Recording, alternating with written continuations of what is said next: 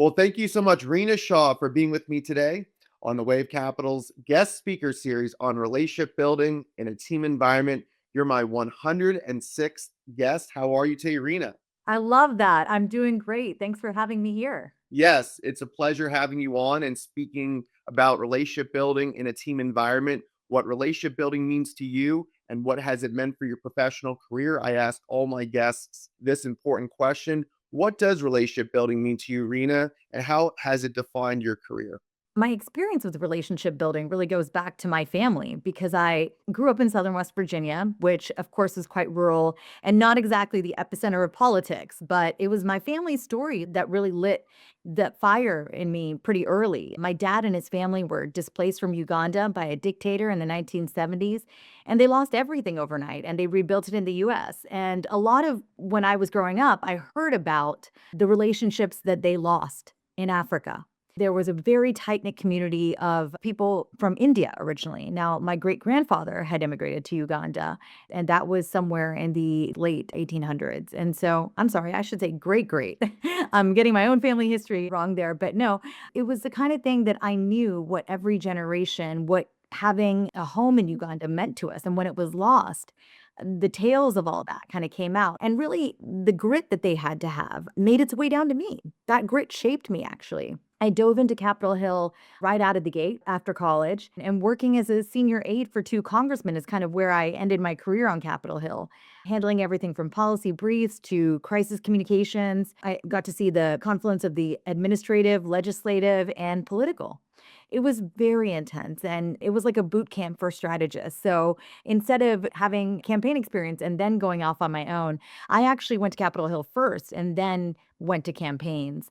And so it was an unusual route for me. But again, I learned about that importance of relationships from my family life, from how people that aren't even related to you by blood can be your backbone. And almost quite literally, because when my grandparents came to the United States, they didn't have anything. And my dad was a lowly surgical intern, came to the United States with less than $80 in his pocket and had to take care of his parents and sisters who were all refugees to the United Kingdom. It was a lot on their shoulders, but they relied on those, again, good relationships and figured out where everybody had landed, whether it was in the UK or in the US.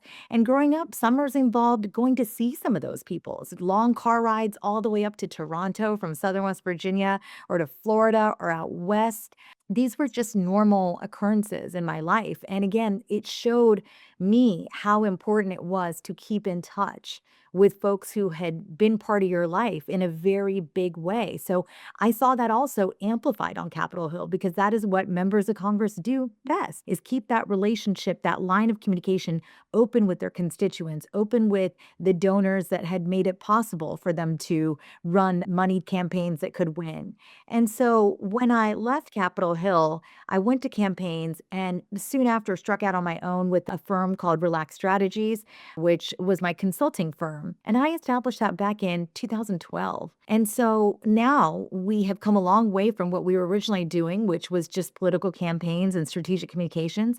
We now focus on geopolitical risks and political intelligence as well as public affairs. We help clients navigate the chaos of global politics. And along the way, I co founded various endeavors, whether they were nonprofit organizations to get more women into politics or political action committees that were pushing for more voices in the Republican Party. I felt these were all noble and worthy causes to run alongside my political practice of consulting.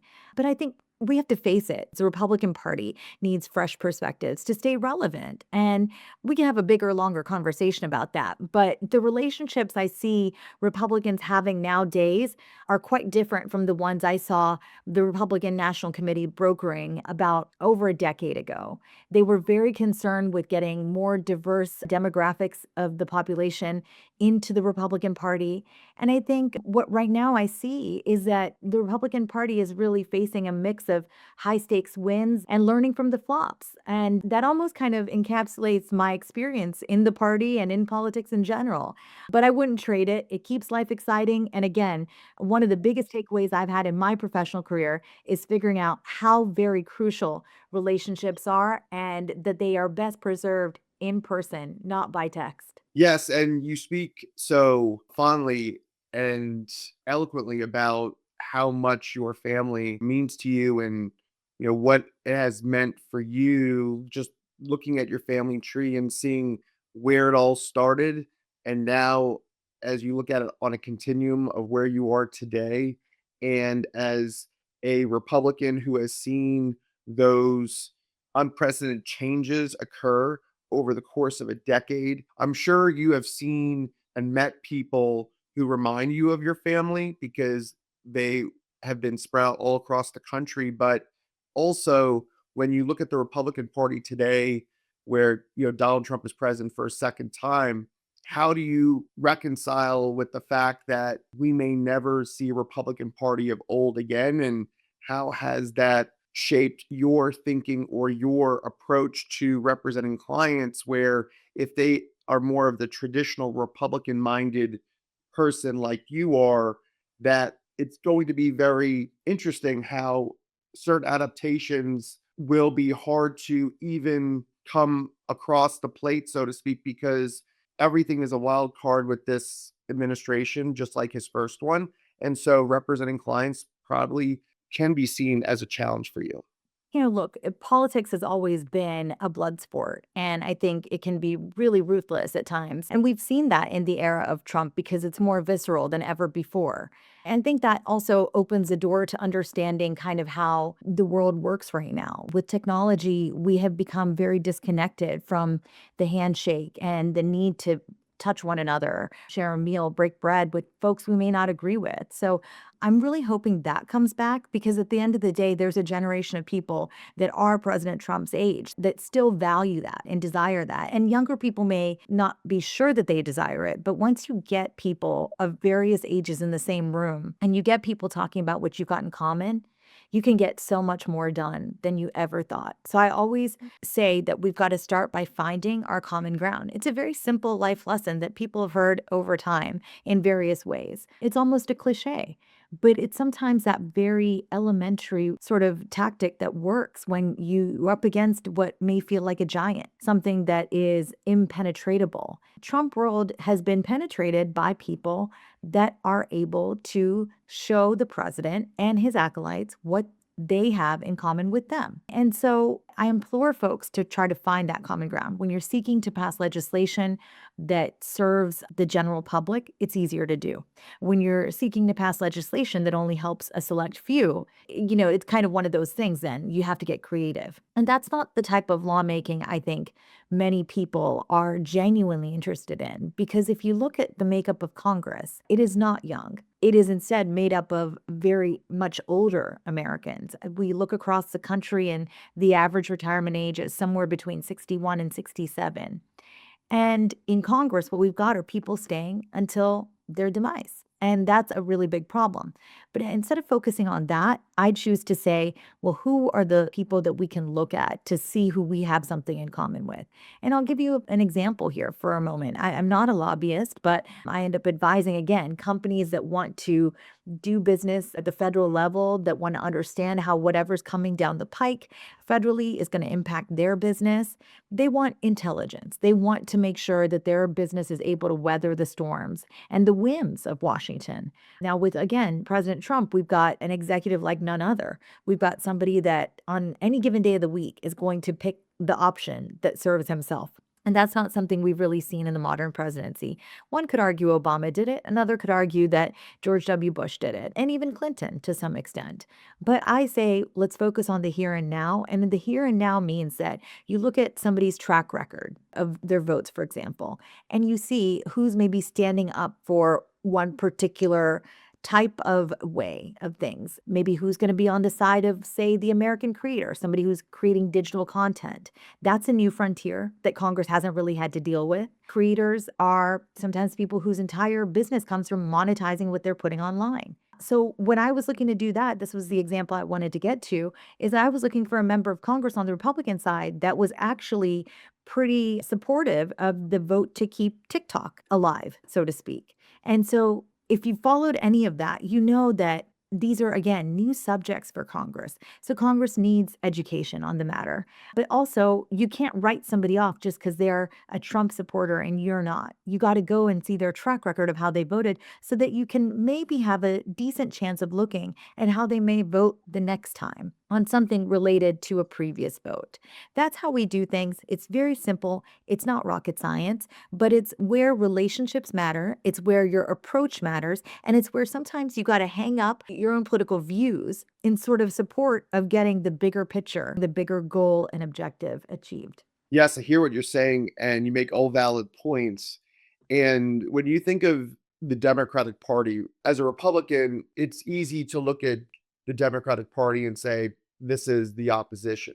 However, when I take a look at the Democrats today, I feel that they've had to go back to the playbook of Republicans from the 80s. If you think back to President Reagan, he appealed to a lot of Democrats. They were called Reagan Democrats. When I hear Democrats, not so much the progressives, but if you take time to listen to progressive Democrats, I mean, they're more conservative than you might think on some topics. But when it comes to Democrats, I feel that because of how extreme the Republican Party has become under Trump, and I'm not saying that it's all Republicans because talking to you, you have more of that old school or more traditional type of Republican mindset that Democrats have had to overcompensate where they've had to try to think more like how a Republican used to think just so they can find some type of bipartisan agreement on a whole host of issues.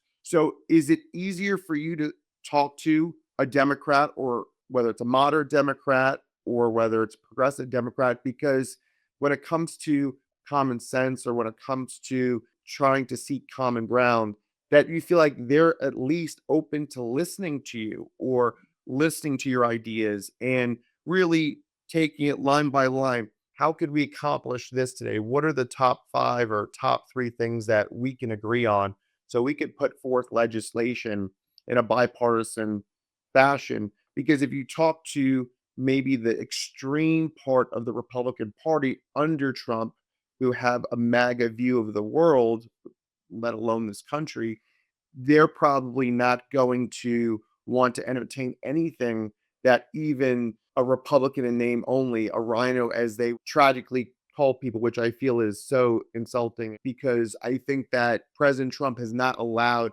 his voters to have a more open mind. It's about loyalty to him. And I think you bring up a really great question. But to answer your question of, is it easier for me to have a conversation with a Democrat? Honestly, it depends on the day and the topic. But yeah, right now, in a lot of ways, it can feel easier to have a real conversation with a Democrat than with some folks in my own party. And look, I'm a lifelong Republican, registered, worked on the Hill for two Republican Party members of the House of Representatives. I co founded a PAC to bring more diverse voices into the party, the whole deal. But I've been pretty vocal for the past 10 years, since 2016, about where things went off the rails, especially when it comes to putting democracy first, over loyalty to any one person. And what that did was put me at odds with a big chunk of the current Republican base. So talking to hardline MAGA types often turns into a loyalty test pretty quick. And that's exhausting. With Democrats, especially the pragmatic pro institution ones, there's more space for nuance. I mean, we might disagree on policy big time on things like taxes or regulation, but we can usually start from a shared place. Like, hey, we both want a functioning representative democracy. We want strong alliances abroad and opportunity for everyone. So, like, three very simple things. So, I've done panels and events with folks across the aisle. I had a very powerful moment at the Front Lines of Freedom conference, which we just held. That's through an organization called Renew Democracy Initiative that I'm part of. And that powerful moment, we focused on strengthening democracy instead of scoring points. And I think that was the moment for me that I felt like I'm in the right arena. I'm doing this the right way. Because again, it doesn't matter who's in office or who's kind of, again, holding the trifecta. This time it's Republicans, but these aren't particularly Republicans that represent my values because they're not understanding fully of how you genuinely strengthening democracy. They are trying to score political points. And so, why I bring up this conversation I had at the Front Lines of Freedom conference is because we have dissidents there who fought in their own various countries. They fought for freedom, fought for free speech. And so, when you're sitting with people like that who've literally put their lives on the line, who've been jailed, who've been hurt physically for just lifting their voice, you find that, you know what? It's important to have productive conversations, not combative conversations. But that said, it's not all rosy. I mean, there are ideologues on the left who assume that because I'm a woman or have brown skin, I should be a Democrat. And that gets old fast too. But overall, in this very polarized mess, I think finding common ground often happens more naturally with center left people in this moment who still value the system over burning it all down. Sure, sure. And you're right. It's unfortunately in this iteration of the Republican Party, it is loyalty over democracy. And it's truly very sad. It's so unfortunate that we live in a time and a place where we don't feel as Americans that we will be able to find unity in the near future. It seems years and decades away. And again, 9/11, the most tragic one-day event in our nation's history. We saw the unity. We saw Democrats and Republicans come together. And George W. Bush, that was the height of his popularity and his presidency because it was a moment where he was able to get Democrats and Republicans to work together or to rally around our freedom, our democracy, our flag, and stand strong and mighty and be proud to be American. And not to look in the past, but we understand that the wars in Afghanistan and Iraq, Afghanistan was justified, Iraq, it wasn't. And now we're seeing again this war in Iran. And the difference is we were in a place of unity, and then the war in Iraq caused that division. But going into this war in Iran, we already are a divided nation. So, what do you think the message needs to be if it's not going to come from President Trump? What message need to come from Republicans as we look to the midterms where the Democrats take back the House and likely take back the Senate, depending on how certain elections go from now until November. So, what are your thoughts on Republican messaging? How do we as a nation survive another 2.5 years of President Trump until we get into the next election of 2028? Because every day that goes by, we're spending billions of dollars. It's $11 billion been reported for 6 days of the war. And that's not counting the days since those 6 days. So, in terms of messaging, what are your thoughts? It's a very tough moment. I mean, America is deeply divided right now. And I wouldn't have said this before maybe 2 weeks ago. I felt the country was actually coming together and understanding that maybe there's an economic recovery underway, even if we didn't love the look of it. And look, I'm somebody that was opposed to President Trump's tariffs so much that I signed on to an amicus brief before the court on one of the winning cases on tariffs that the Supreme Court just decided on. And my sort of pushback on the Trump administration, because I'm a creature of Congress, is rooted in my belief that Congress has been derelict of its duty to check the executive. And one of the most elementary concepts we learn in social studies or civics class when we're kids is we have three co-equal branches of government. They check each other, the concept of checks and balances. So that's why I fought the president on that front. I felt that the tariffs were wrong to come from him. I didn't feel he had the authority. But also, in the back of my mind, I think they're terrible. I gave him some credit. I gave him some runway for him to use them as negotiating for better trade deals. But we didn't see them as such. And so I think we're at right now is, again, in a place where now we have this conflict, which is being called a war. I actually don't think it was right of the administration to call it a war at any point. I think they should have dubbed this as a combat operation, one to eliminate the leadership and of Iran's regime that was killing its own people and the Ayatollah Khamenei.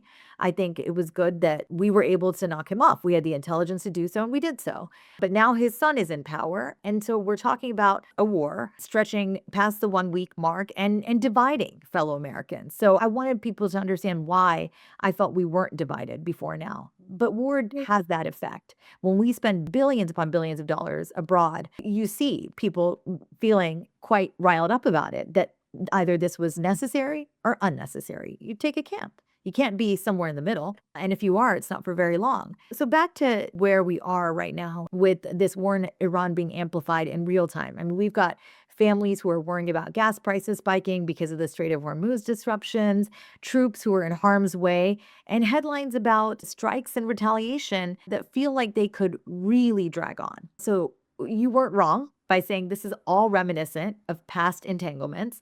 Post 9/11 vibes here. I've grown up in that society. That's the only thing I've known as an adult. 9/11 happened at the age that I became an adult.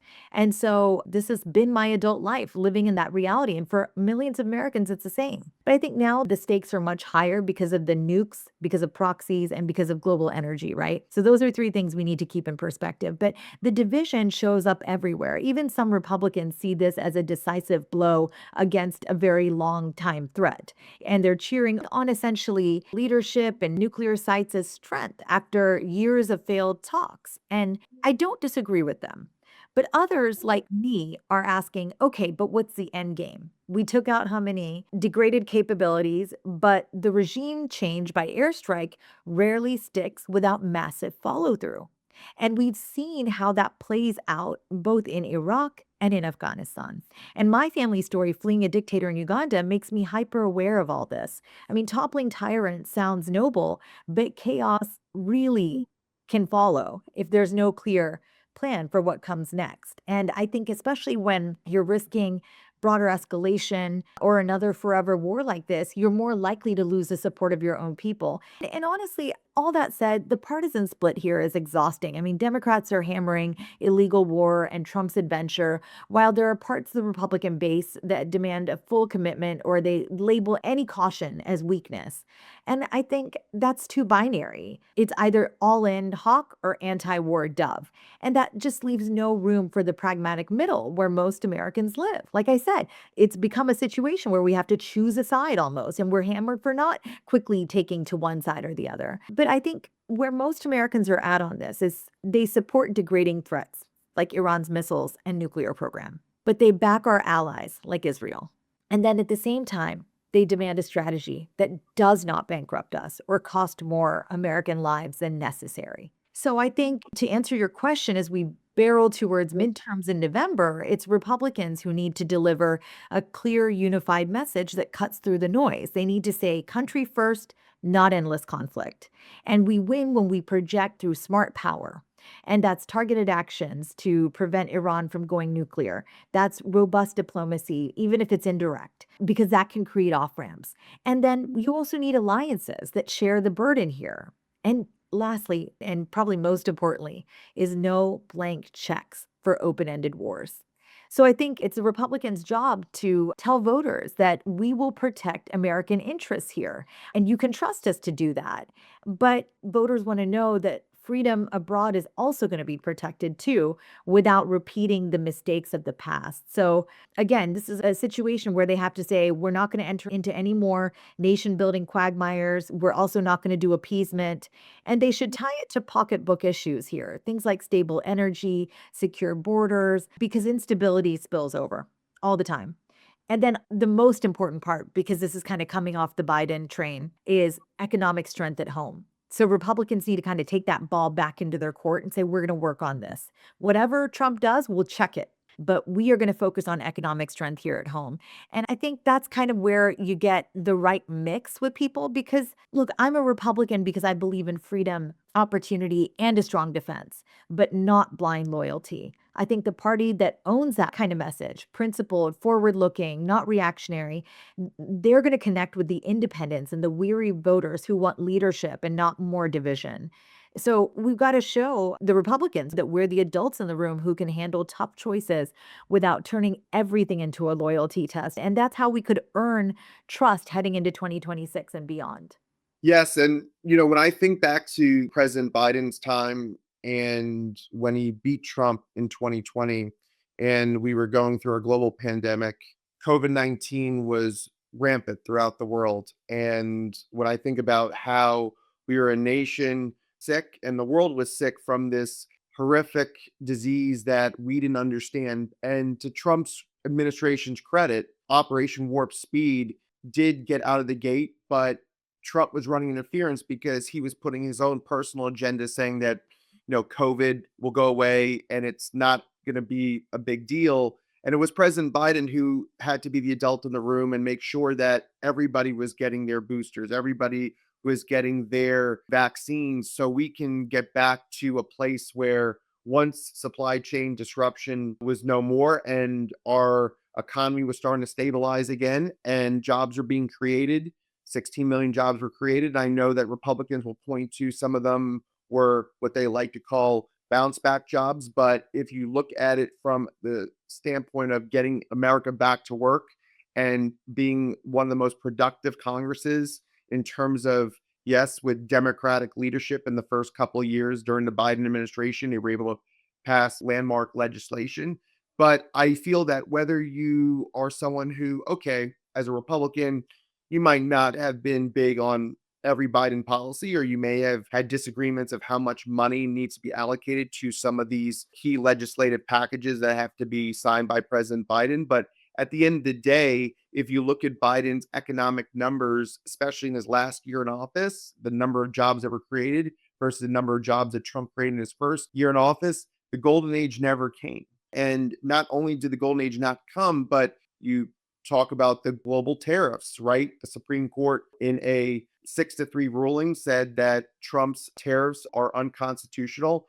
And I thought that whether it was the tariffs or whether it was the pushback on ICE when 2 Americans were killed in Minneapolis, or when you think about now with this war in Iran, you mentioned to me offline that, we learned from 2016 and now we've learned in 2024 that where Trump might look down and out, he somehow rises and people vote him in. But now he doesn't have any more elections. And he can't get over the fact that 2020, he was beaten by President Biden by 7 million votes, and he has not gotten over that. He still talks about it. So it's unfortunate that the leader of the Republican Party or the leader of our country can't get over 2020. He was just telling one of the correspondents from PBS NewsHour that he believes that the election was rigged.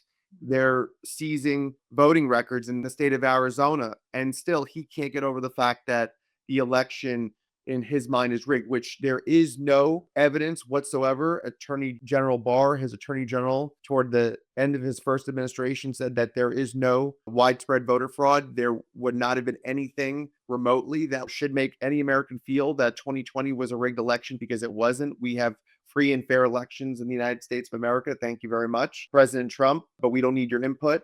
We know that 2020, you were beaten by President Biden. And the fact that he has not gotten over that, that's a distraction. Just like this war in Iran, I believe, and I'm sure a lot of Americans feel, that it's interesting that this war, if you want to call it a war, started a day after that President Clinton and Secretary Clinton testify on the Epstein files. And when those 2 events happened, one day apart from each other, it wasn't until right after President Trump had, interesting enough, maybe it's a coincidence, I don't know. I think that President Trump does things for his personal benefit, his personal gain.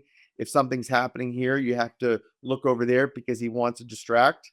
I believe that this war started and he's trying to justify by imminent threats from Iran and the fact that we have to take down the Ayatollah Khamenei. But we went from saying it's a regime change to an excursion, or now he's saying at one of his rallies that, well, we've won the war, but we got to finish the job too. So there's a lot of mixed messaging. I like to look at a timeline of things that he says. And every time he says something, what's going to happen right after? Whether it's days, weeks, or months, or years after he says it. And most likely, if it's true, that was proving him wrong because he said a falsity. And if it's a false, it was a truth at the time that never became true because he lied. So I feel that it's doing the Republican Party a disservice when you have Republicans like yourself and others of principle who are of a rational mind, who have great judgment, who want to help as many folks as possible and reach across the aisle and help many Americans as possible to be able to afford their groceries, to be able to put gas in their car, get their children through school, have a better quality of life.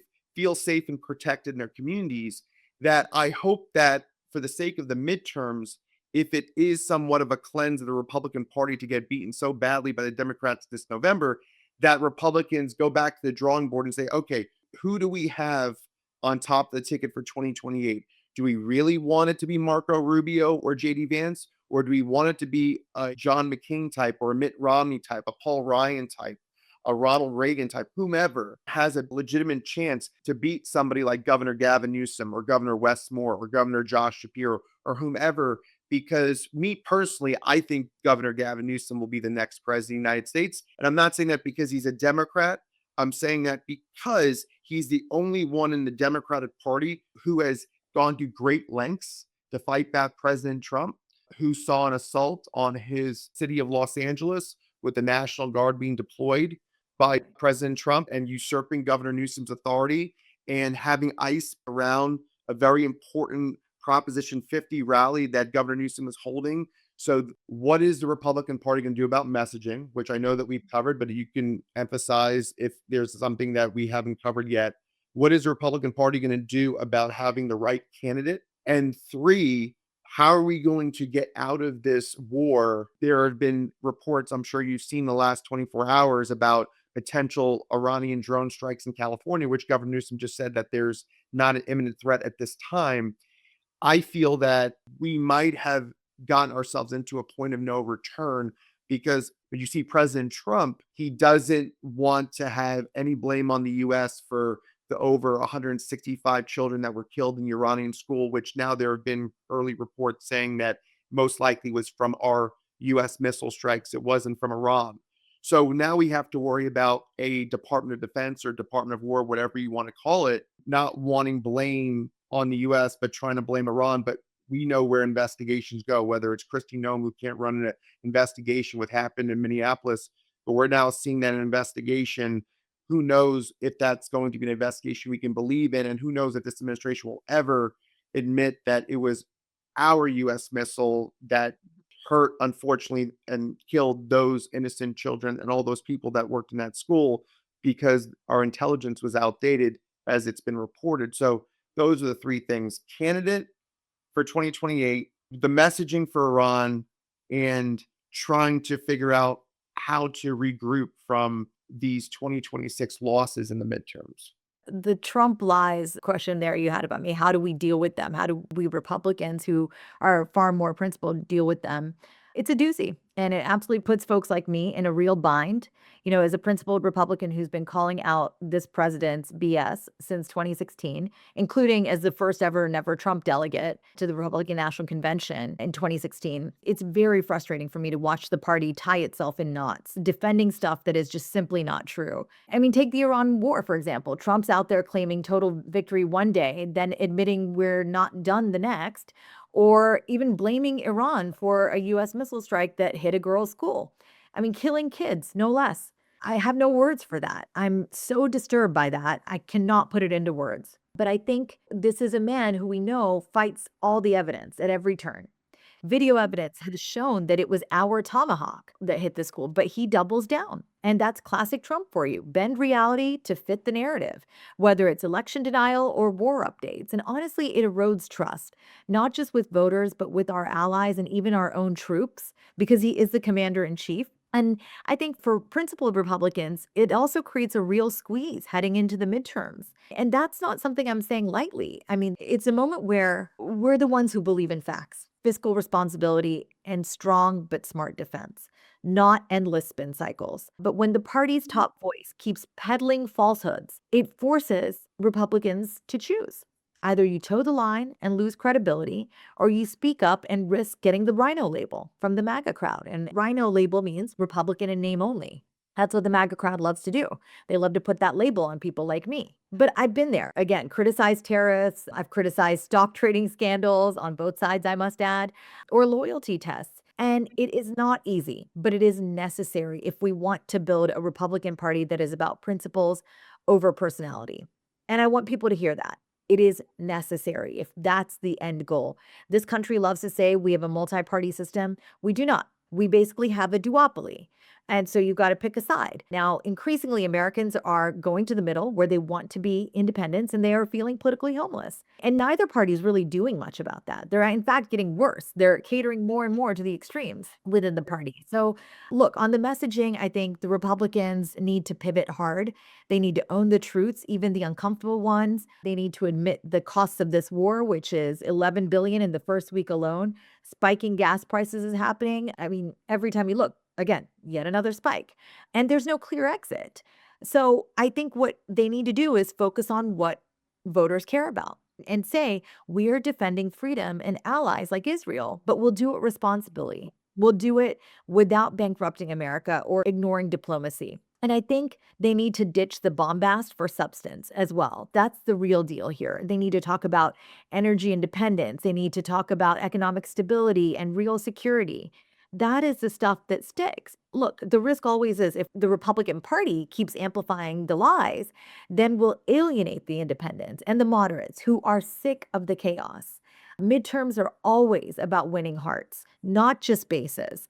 And if the Republicans message around unity, I say you, because if I talk to Republicans who are up for reelection, I say, look, you got a message around unity, accountability, and getting back to conservative basics, things like limited government and opportunity for everyone. That's the kind of stuff that people want to hear.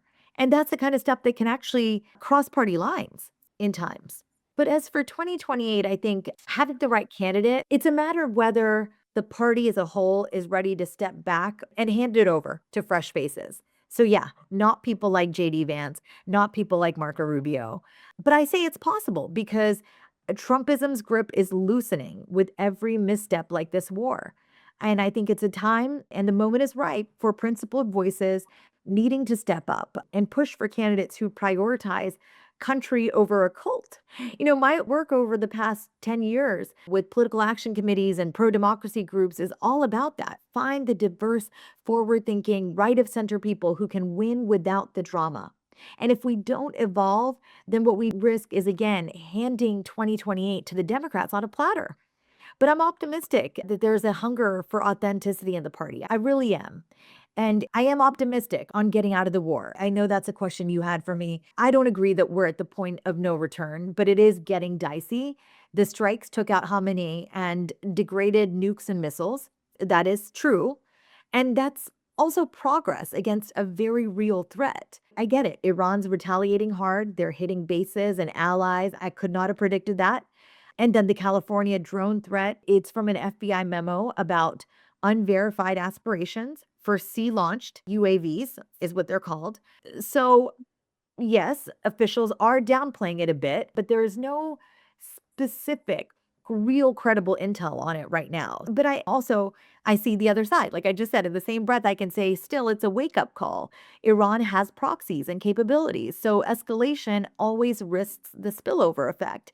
And to exit, we're going to need is a very clear end game, which is secure commitments on non-proliferation, maybe indirect talks via Qatar or Europe for de-escalation, and even burden sharing with the partners in the Gulf. It's Trump's unconditional surrender talk that sounds very tough. But history has shown us that wars like this end with diplomacy, not just bombs. And again, bringing my own family history into this, drawing from my own family's exile from tyranny, what I'll say is that this is a moment in which we, the United States, need to target the Iranian regime's threats. We need to support Iranian freedom fighters, but avoid quagmires. Smart power wins. And I think let's message that and push for it before it's too late. Are you worried that Ayatollah Khamenei's son is in power? And I'm sure you saw this morning, they were showing what happened, I think overnight, where Iran hit one of the Iraqis' ports and one of the tankers went up in flames. And so it's very upsetting knowing that what is going to happen. Yes, US bases, our assets, our allies in the region where our bases are in these countries. I mean, Iran is really just attacking everybody in the region. And we pray that there is not going to be some type of destabilization because, as we have seen, destabilization in the region, just like in yesteryear, causes a whole host of problems around the world. And my fear is when Saddam Hussein was captured and killed, it did create a vacuum for terrorists like ISIS. And so in Iran, we pray that there is not going to be a vacuum of other type of terrorist organizations in the future who commit harm here in America. I think about what happened in Austin, Texas, people killed and wounded, and a US citizen, but originally from the Senegal, who opened fire in Austin, Texas. There is a potential hate crime that's being investigated by the police department in San Jose because Iranians had beaten up two Israelis who were speaking Hebrew. Again, we talk about the Iranian potential drone strikes in California. Yes, an FBI memo. You believe that they're downplaying it. I hope that it doesn't lead to anything that is real or credible because we want to make sure that Americans are protected in California because that's a part of our country. And the California economy, as people see around the world, is 14% of our total US GDP. So Iranians probably figure that if you affect California anyway or disrupt our markets in America, which is very troubling.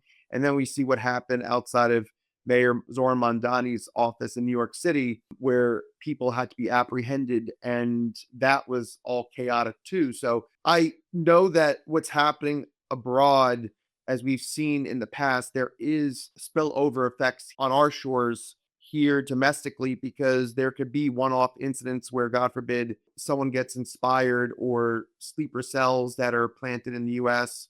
By any stretch of the means, I'm not a conspiracy theorist or I'm not somebody who is looking to speculate. You and I have lived long enough to know that we can't control every threat or we can't control every person who's trying to harm our country, our fellow Americans, and we rely on our federal government, the best of intelligence out there in the world, to try to eradicate any threats. But when we have a commander in chief who acts erratically and doesn't have a sound mind, nothing he says can be believable. I'm glad you're hopeful and optimistic that we're not at the point of no return yet. I just know that if the messaging is not right today, who's to think that the messaging is going to be right a month from now or a year from now? And I just hope that, we don't have this drag into the midterms or even the next election cycle because there's so much news happening every day. One day it's terrorists, the next day it's Epstein, the next day it's what's happening in Minneapolis. Now we have to worry about what's happening in Iran. And there's so many other things that just happen on a daily basis with this administration, knocking down the east wing of the White House and President Trump caring more about a $300 million ballroom instead of what's happening to local farmers in California or the Midwest. Why did Argentina get a $40 billion loan? We know why, because that's one of his friends who runs Argentina. And I can look at a lot of different news reports like you can, where there's going to be some justification of giving a $40 billion loan to Argentina. But even colleagues of yours on the Republican side pushed back on that and felt that, wait, we have constituents whom we represent who are farmers who need assistance, not the Argentinian farmers. And they have said many times when they get interviewed, we don't need a bailout. We were just doing well. And now we might lose our farm that's been in our family for generations. Yeah, I think it is tough to bring in sort of the domestic stuff when I'm so internationally focused. I think in general, I hear you on the developments from Iran keeping people up at night. I mean, they keep me up at night, not in a panic way, but in this sort of this is escalating fast and we need a real plan type of way. And first I'll just say the new Ayatollah, Mujtaba Khamenei, stepping in after his dad's assassination is a dynasty move.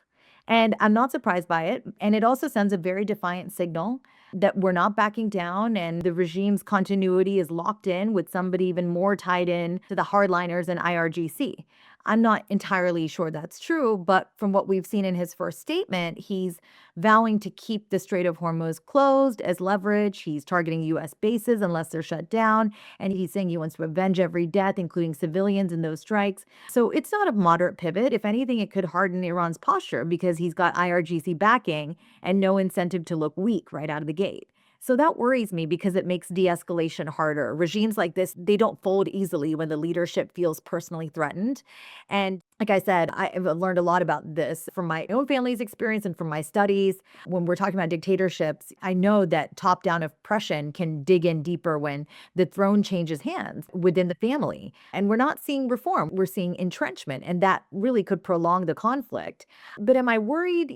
Absolutely, yes, in the sense that this could spiral if we don't have an off ramp. But worried doesn't mean defeatist. I'm worried enough to say we need to push for smart exits. I'm talking targeted pressure to force negotiations, maybe through back channels in Qatar or Oman, burden sharing with Gulf states who hate this regime as much as we do, and very clear messaging that we're not in this for nation building or endless occupation.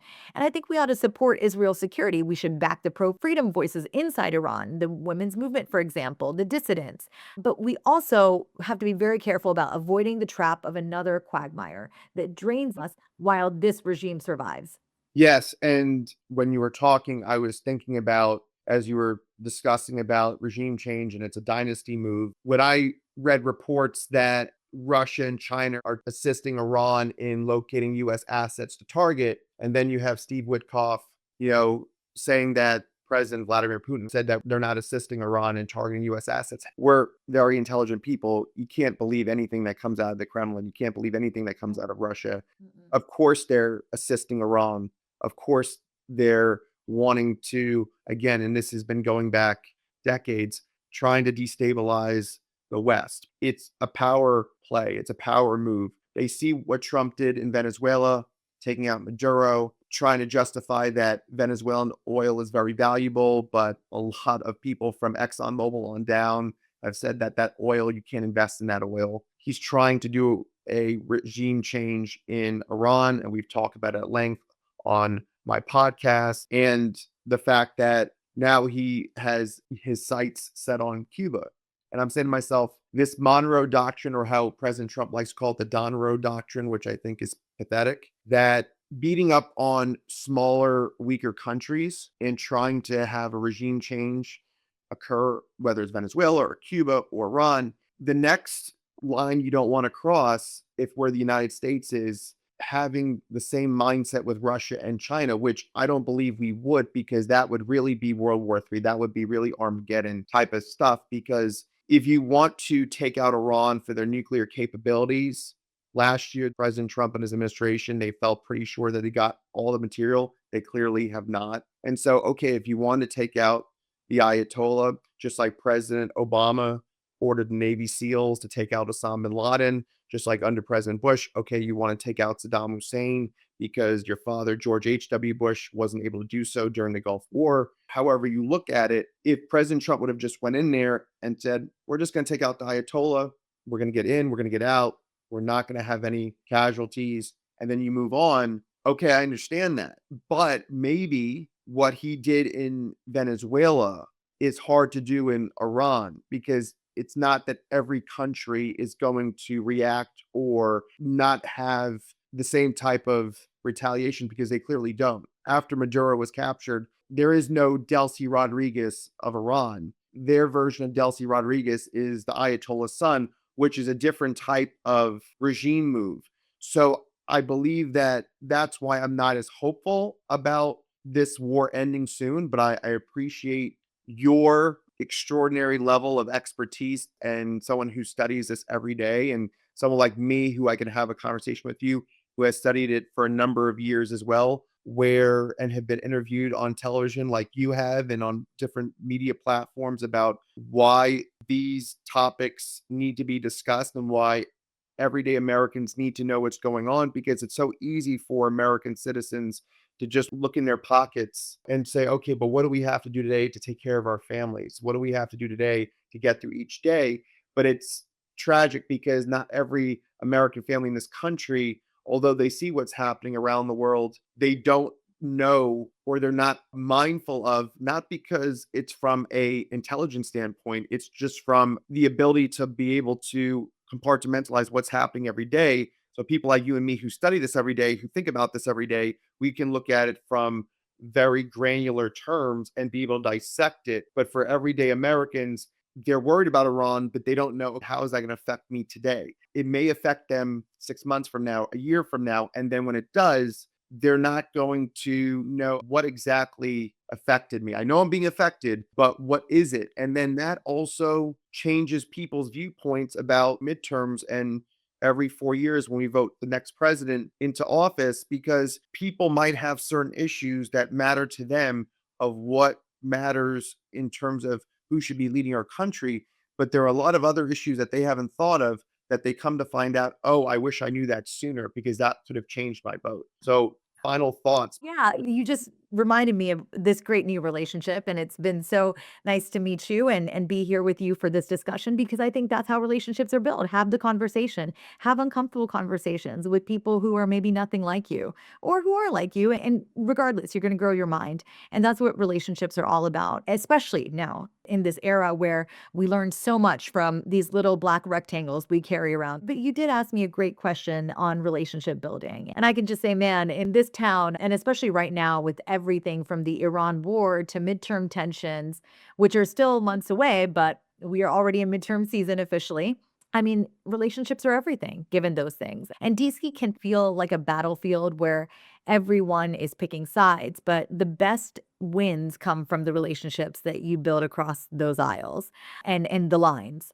I've seen it firsthand. Panels with folks like the Democratic strategists who I've been on CBS News or on C-SPAN, where we disagree on policy, but we start from we both want a stronger, freer America. Or sitting down with international partners, I've had dinner with the Italian ambassador, and it was real dialogue on shared values, not on posturing.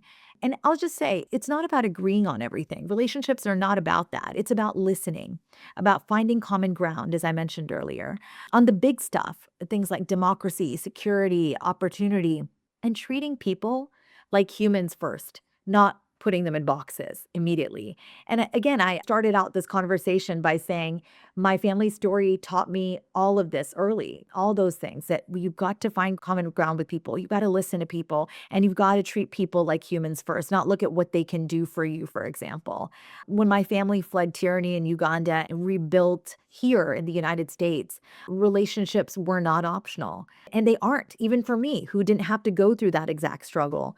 Relationships are how you survive and they're how you thrive. In politics, it's the same thing. I've been the hashtag Never Trump Republican, the first to speak out, that first delegate in 2016 who did it and took the heat for speaking out.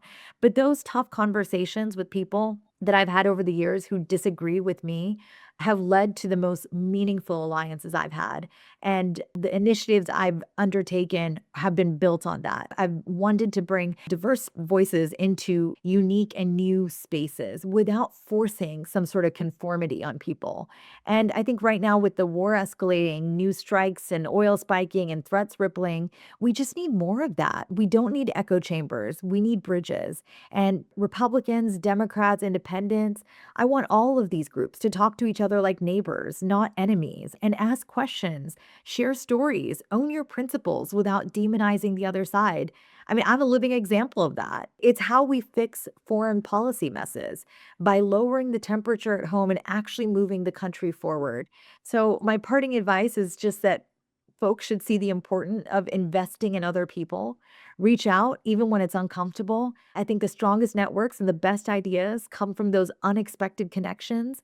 And especially in a divided era, building relationships is not soft, it's strategic. It's how we get through this mess stronger. So, thanks for having me here. I've loved our chat and I look forward to continuing the relationship in person. Well, thank you so much, Rena. Really appreciate your candidness and having this transparent, honest conversation about, what we face as a nation today. Not only the current events that are happening here, but abroad, and the whole host of issues and problems that we have to solve as Americans and as an informed citizenry. And I want to thank you again for being my 106th guest on the WaveCapital's guest speaker series on relationship building in a team environment. More people in the world need to be like Rina Shah, who come in with prepared facts and figures and analysis, and who seeks common ground and tries to make everybody feel welcome. So having people like you who are advocating for us as fellow Americans, and I'm an advocate too, and I want to do the same. I want to pull people together so we can row in the right direction. And I'm glad you feel the same way about how you approach all of these topics. Thank you again for your time. Thank you.